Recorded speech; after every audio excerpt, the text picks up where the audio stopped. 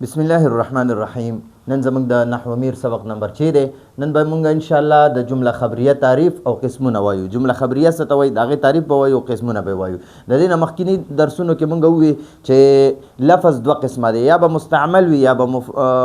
مهمل وي. مستعمل په عربی کې استعمالیدو والا لفظ ته وایي. په عربی کې مهمل لفظ نشته دی. بیا لفظ مستعمل چې دی که نه، لفظ مستعمل دته مفرد هم وایي. یعنې د دې لفظ مستعمل دوه قسمونه دي، یا به مفرد وي یا به مرکب وي. مفرد چې دی که نه، مفرد یو لفظ وي یو معنی وي، او د لفظ مفرد ته کلمه هم وایي. بیا د کلمې درې قسمونه دي، اسم فعل حرف. نو بیا د هغې تعریفونه هم کړي، مثالونه هم لیکلي دي. بیا د هغې نه پس اوس راځو مرکب ته. نو ما دې نه مخکې درس کې وویل چې یاره مرکب څه ته وایي. د مرکب تعریف هم اول وکړو او بیا هم د هغې قسمونه وویل. تعریف هم څه وکړو چې مرکب دوه یا د دوو نه زیاتو الفاظو نه د الفاظو مجموعې نه جوړ شوی وي، چې دوه الفاظ وي یا د دوو نه زیات وي او معنی هم دوو نه زیاتې وي، دوه یا زیات وي که نه، نو هغې ته بیا مرکب وایي. بیا د مرکب دوه قسمونه، یو ته مرکب مفید وایي، یو ته مرکب غیر مفید وایي. مرکب مفید څه ته وایي؟ چې خبره پوره وي هغې ته مرکب مفید وایي. لکه زه وایم د زید زوی عالم دی،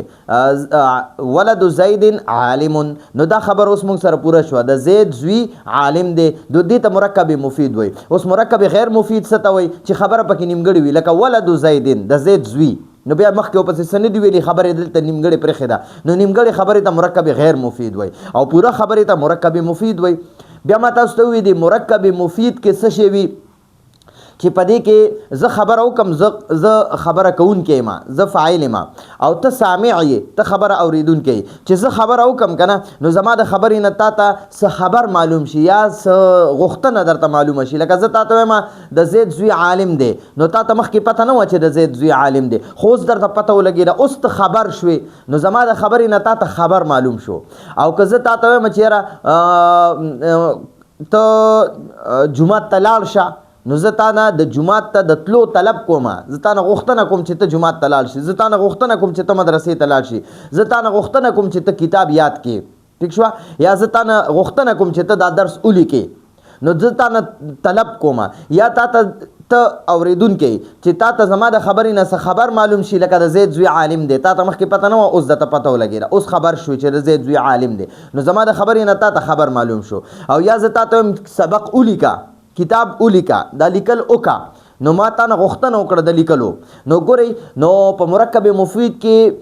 سامع ته خبر یا طلب حاصلیږي، ٹھیک شوه، خبر یا غوښتنه حاصلیږي. نو تا ته زما د خبرې نه خبر معلوم شو یا دلته غوښتنه معلومه شوه. اوس دا مرکب مفید چې دی که نه، د یو نوم مرکب مفید دی، بل نوم مرکب تام دی، بل نوم مرکب اسنادي دی، بل نوم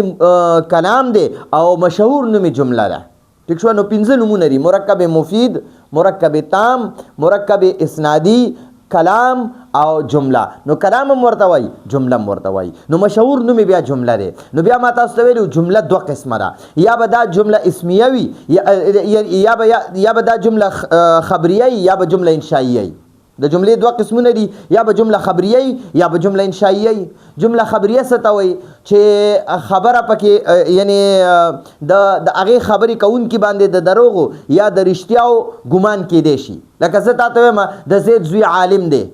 نو کیدی شي دا رښتیا هم وي، کیدی شي زه دروغ هم ویم، ټیک شوه. نو دې ته جمله خبریه وایي. جمله خبریه څه ته وایي؟ چې زه یو خبره وکړم، نو هغه خبره دروغ هم کیدی شي، رښتیا هم کیدی شي. زه تا ته وایم د زید زوی عالم دی، نو کیدی شي دا عالم وي او کیدی شي عالم هم نه وي، عالم نه وي. نو دا دوه احتمالات پکې کیدی شي، یا به عالم وي یا به عالم نه وي. نو جمله خبریه دې ته وایي چې خبرې کوونکي باندې د دروغو یا د رښتیاو ګمان کیدی شي. لکه زه خبره کوم که نه، زه وایم د زید زوی مفتی دی، د زید زوی مفتی دی، کیدی شي هغه مفتی وي او کیدی شي مفتی نه وي. نو ګوره دواړه ګمانونه پې کیدی شي، کیدی شي هغه مفتی، نو بیا د هغه نه خلک فتوا اخلي، د هغه نه د مسلو تپوس کوي، ټیک شوه. نو که مفتی وي خو بیا هم دا جمله خبریه شوه، که مفتی نه وي او ما دروغ ویلی وي بیا هم جمله خبریه ده، ټیک شوه. نو جمله خبریه څه ته وایي؟ چې د هغې ویونکي باندې د دروغو یا د رښتیاو ګمان کیدی شي، ټیک شوه جي. او جمله انشائیه څه ته وایي؟ چې زه یو خبره وکړم، زه تا ته وایم کښېنه، زه تا ته حکم وکړم چې کښېنه، نو دې کې د دروغ او د رښتیا ګمان نشي کېدی چې ما ته وی کېنه نو ته به خامخا کېنې ځکه چې شاګرد دی نو شاګرد به خامخا کېني ټیک شوه یا زما استاد راشي ما ته وایي چې کېنه زه به فورا کېنم ځکه د استاد خبره منل نو دا خو لازمي دي نو دې کې د دروغ او د رښتیا ګمان نشي کېدی یا زه تا ته وایم ملیکه نو په دې نه لیکلو کې دغه دی د کار نه کولو حکم دی نو په دې کې د دروغ او د رښتیا ګمان نشي کېدی نو دې ته جمله انشائیه وایي جمله خبریه باندې امید د تاسو پوه شوی جمله خبریه څه ته وایي چې زه خبر وکړم نو زماغه خبرې باندې د دروغ ګمان هم کېدی شي د رښتیا ګمان هم کېدی شي یعنی زماغه خبره دروغ هم کېدی شي او رښتیا هم کېدی شي زه درته د زید زوی عالم دی نو کېدی شي دا دروغ وي او کېدی شي دا رښتیا وي که دروغ وي بیا هم جمله خبریه ده او که رښتیا وي بیا هم جمله خبریه ده ٹھیک شو نو اوس مونږه د جمله خبریه اول هم تعریف وکړو چې جمله خبریه هغه جملې ته وایي هغه مرکب مفید دی هغه مرکب مفید لکه پوره جمله ده پوره جمله خبریه پوره جمله وي نیمګړې جمله نه وي پوره جمله وي مرکب مفید وي خو د دې په ویون کې باندې د دروغ ګمانم کېدی شي د رښتیا ګمانم کېدی شي او د دې بیا دوه قسمونه دي یو ته جمله اسمیه وایي او یو ته جمله فعلیه وایي جمله اسمیه څه ته وایي چې د دغه جملې ابتدا د اسم نه وشي هغې ته جمله اسمیه وایي او چې ابتدا د فعل نه وشي که نه نو هغې ته جمله خبریه وایي لکه ګورئ زه وایم زید عالم نو ګورئ زید عالم زه وایم زید عالم دی نو ګورئ د دې جملې شروع چې ده که نه دا د اسم نه وشوه نو ځکه دې جملې ته جمله اسمیه وایي جمله دا جمله خبریه دی خبریه خو د جمله خبریه بیا دوه قسمونه دي نو یا به دا جمله خبریه چې دی دا به جمله اسمیه وي یا به دا جمله خبریه جمله فعلیه وي نو دا اوس جمله اسمیه دی ځکه چې د اسم نه شروع شوې ده او اوس زه وایم ضربه زیدون زید وخل وکړه ضربه معنا له وخل وکړه او زید معنا له زید نو ګورئ د دې جملې ابتدا د فعل نه وشوه دا جمله د فعل نه شروع شوې ده نو ځکه دې پوره جملې ته ګوره د دې فعل نه د وجې نه ورته دې پوره جملې ته جمله فعلیه وایي ٹھیک شو جی اوس دا جمله اسمیه چې ده که د جمله اسمیه چې د اسم نه شروع شوي دې ته جمله اسمیه وایي چې د فعل نه شروع شوي دې ته جمله فعلیه وایي نو اوس دا د اسم نه چې کومه شروع شوي که نه د دې اولي اسې ته مبتدا هم وایي او مسند الیه ورته وایي مسند الیه او د دویم جز ته خبر هم وایي او مسند ورته هم وایي ٹھیک شو د جمله اسمیه اولنۍ حصې ته مبتدا هم وایي او مسند الیه ورته وایي او د جمله د دې جمله اسمیه د دویم جز ته خبر هم وایي او مسند هم ورته وایي مسند ٹھیک شو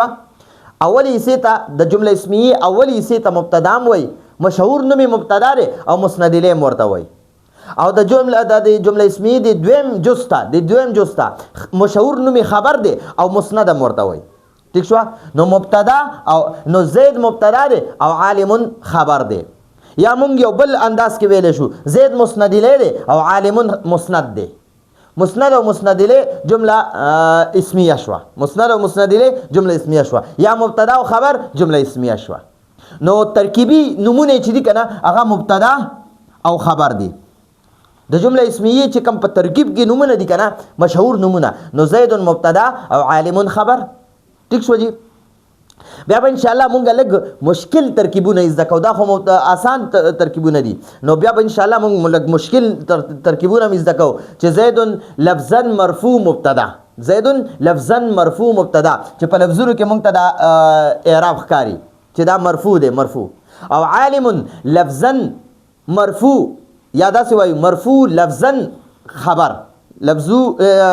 مرفوع لفظا خبر چې په لفظونو کې مونږ ته ښکاري چې دا مرفوع دی حالت رفعي کې دی ٹھیک شو مونږ ته داسې ښکاري نو داسې به انشاءالله بیا مونږ زده کوو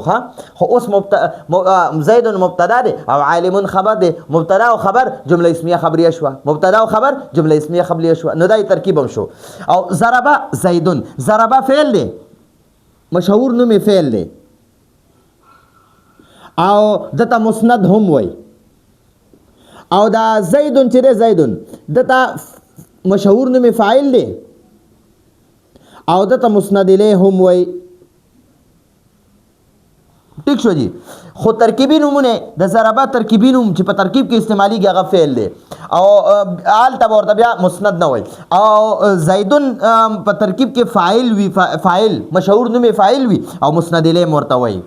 نو په جمله اسمیه کې مسند الیه اول راځي او مسند رسته راځي او په جمله فعلیه کې مسند اول راځي مسند الیه رسته راځي ٹھیک شو جی نو دا فعل چې کنه دا صرف مسند وی فعل با همیشه صرف مسند وی مسند الیه نشي کېده فعل همیشه صرف مسند وی مسند الیه نشي کېده او اسم دا مسند الیه هم کېدای شي او مسند هم کېدای شي زیدون وګورئ دا اسم دی نو دلته کې اول مونږ دا مسند الیه کو او دا عالم هم اسم دی نو مونږ دا مسند کو ٹھیک شو او دلته ضربه چې کنه دا فعل دی فعل نو دا به همیشه مسند وی مسند الیه نشي کېده فعل همیشه مسند وی مسند الیه نشي کېده او اسم چې دا مسند الیه دی دلته زید مسند الیه دی نو دا اسم به کله مسند وی کله به مسند الیه وی او فعل به همیشه مسند وی او حرف نه مسند وی نه مسند الیه وی ګورئ اسم چې کنه اسم دا زید اسم دی زید اسم دی نو دا دو قسمه کېدای شي یا به دا مسند وی یا به دا مسند الیه وی او یا به مسند وی ٹھیک شو او فعل چې کنه فعل دا به همیشه صرف یو وی یو ښا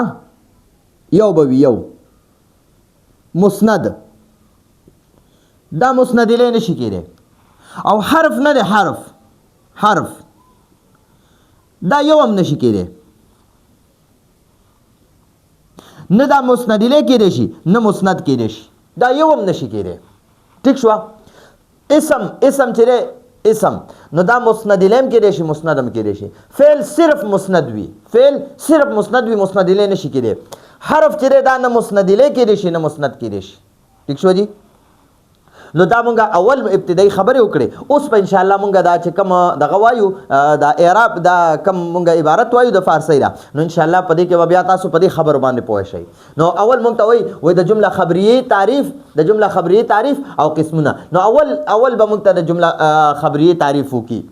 فصل بدان کې د بدان معنی را ته پوه شه او کې معنی را چی ته پوه شه چی بدان کې ته پوه شه چی بدان کې ته پوه شه چی جمله خبریه ٹھیک شو آن است هغه دا آن معنی هغه است معنی دا بدان کې ته پوه شه چی جمله خبریه آن است جمله خبریه هغه دا کې قائلش کې معنی چی قائل معنی دا خبره کوونکی والا او چې دا شین ور سره لګي قائلش معنی دا د هغې ویونکې نو د شین معنی دا د هغې اردو کې وایي اس کے کہنے والا قائل معنی دا کہنے والا ویونکې خبره کوونکې او شین معنی د هغې نو بدان کې ته پوه شه چې جمله خبریه انس هغه ده کې چې قائلش د هغې ویونکې یعنی د دې جمله خبریه ویونکې را تا د جمله خبریه ویونکې ته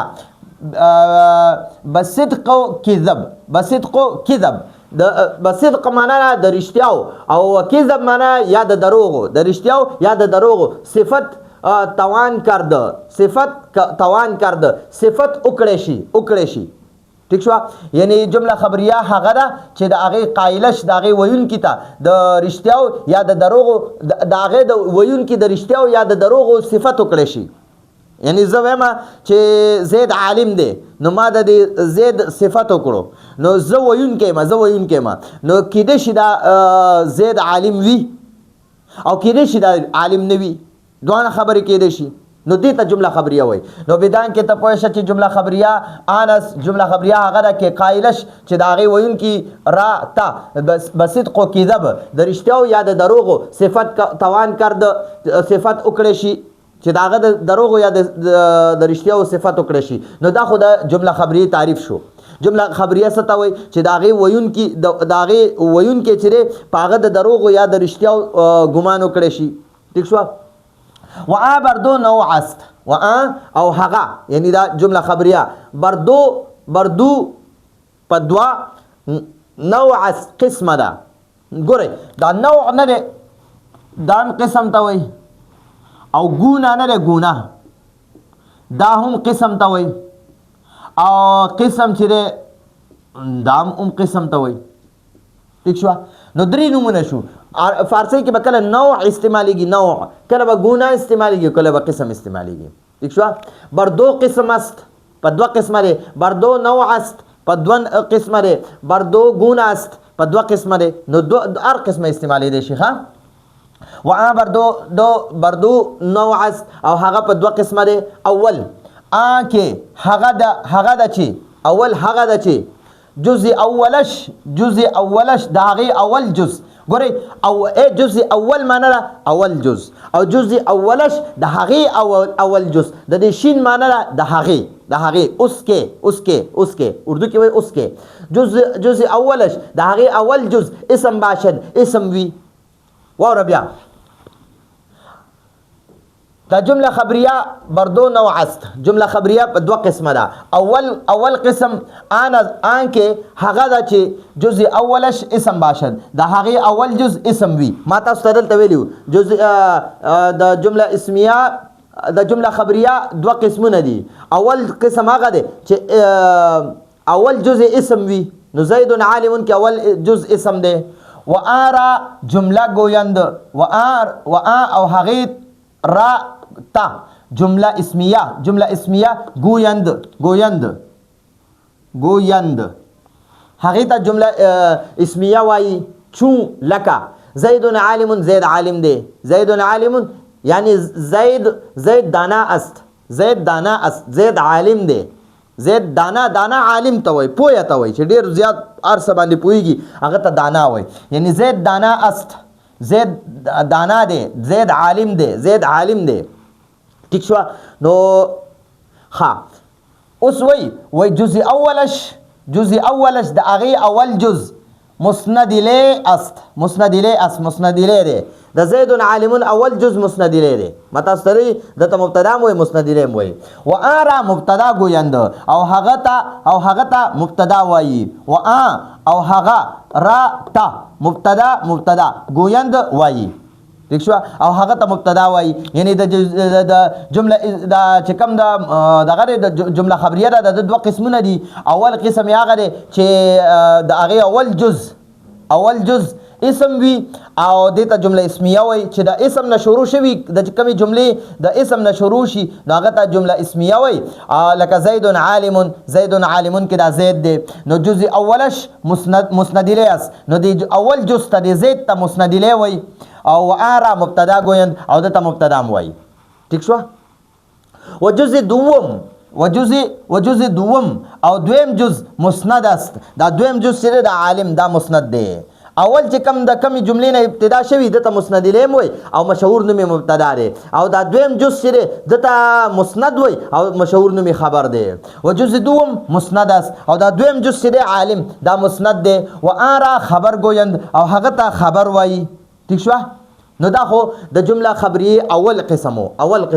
نو ما تاسو ته وی د جمله خبریه څه ته وایي چې د هغې ویونکي ته د دروغو یا د رښتیاو ګمان کیدی شي په هغه باندې ٹھیک شو نو وآ بردو نوع او د هغې دوه قسمونه دي اول چې دی آنکه جزء اولش اسم باشد چې د هغې اول جزم اسم وي وآرا جمله اسمیه گویند او هغې ته جمله اسمیه وایي چون زید عالم یعنی زید دانا است لکه زید عالم کې دا زید چې دی زید نو د دې اول جز دی نو د اسم نه شروع شوي ځکه ورته جمله اسمیه وایي زید عالم ته نو د دې معنی ده زید دانا است زید دانا دی جزء اولش مسند الیه است اول جزء مسند الیه دی دا زید چې دی دا مسند الیه دی وآرا مبتدا گویند او د زید ته مبتدا هم وایي وجز دوم دا دویم عالم چې دی عالم وجز دوم مسند است دا دویم جز چې دی عالم دا مسند دی وآرا خبر گویند او دته خبر وایي اوس د جمله خبریه دویم قسم شروع شو دوم دا به دوم نه وایي دوم نه دوم دا واو به مشدد وي او په دال باندې به هم ضمه وي په دې واو باندې به هم ضمه وي دا د فارسی خپل تلفظ دی دوم معنا دویم د جمله خبریه دویم قسم آنکه جزء اولش آنکه هغه چې جزء اولش د هغې اول جزء اول معنی د اول جزء اولش معنی د هغې اول فعل باشد فعل وي لکه ګورئ ضربه زیدون دا د ګورئ دا زیدون عالمون دا د جمله خبری اول قسم دی ټیک شو دته جمله اسمیه وي او دویم قسم جمله فعلیه دی نو د دې اول ابتدا د فعل نشوي وي ټیک شو و آنکه جزء اول او د هغه چې د هغې اول فعل باشد فعل وی لکه ضربه زیدون و آرا جمله فعلیه گویند او دې ته د ضربه زیدون ته جمله فعلیه وي چون ضربه زیدون لکه ضربه زیدون کې نو دا ضربه چې د دینه د جملې ابتدا شو دا فعل دی نو ځکه ورته جمله فعلیه وایي بزد زید وهلو کړه بزد معنی را وهلو کړه او زید نو زید وهلو کړه ضربه معنی را وهلو کړه او زید نو موږ وایو زید وهلو کړه اول موږ د فاعل معنی وایو او وروسته د فعل معنی وایو او په ترتیب کې چې په عربی کې اول فعل وي وروسته فاعل وي موږ په ترجمه کې اول د فاعل ترجمه کوو وروسته د فعل معنی کوو ٹھیک شو جی نو بزد زید یعنی وهلو کړه زید وهلو کړه نو اوس وګورئ په ضربه زیدون کې نه دی جزء اولش مسند است دا جزء اول چې دی ضربه دا مسند دی دا جزء اولش د هغې اول یعنی د دې جمله فعلیه اول مسند دی و آن را فعل گویند او دته فعل وایي د ضربه ته فعل وایي ټیک شوه و جزء دوم او دویم دا زیدون چې دی و جزء دوم مسند الیه است او دا دویم چې دی دا مسند الیه دی و آن را فاعل گویند او دته فاعل وایي ٹھیک شو دته فاعل وایي نو ضربه فعل دی او زید فاعل جمله فعلیه خبریه شو فعل فاعل جمله فعلیه خبریه شو او زید مبتدا عالم خبر جمله اسمیه خبریه مبتدا خبر جمله اسمیه خبریه او ضربه زیدون ضربه فعل او زیدون فعل فاعل جمله فعلیه خبریه شو نو امید د تاسو په دې باندې پوه شوي سبق لږ اوږد شو خو ان شاء الله کوشش زما دا وي چې زه درته ډېر آسان حل کوم نو د دې نه مخکې که تاسو د علم النحو یو درس ګورئ دې سره چې هغې کې کوم موږ د جمله خبریه تعریف کړی او قسمونه ویلي اول تاسو هغه ګورئ نو دلته بیا د فارسي په عبارت او په دې سبق باندې ښه پوهېږئ نو دا زموږ د نن ورځې درس و راتلونکي درس پورې اجازه غواړو هذا هو المرام والله اعلم بحقیقة الكلام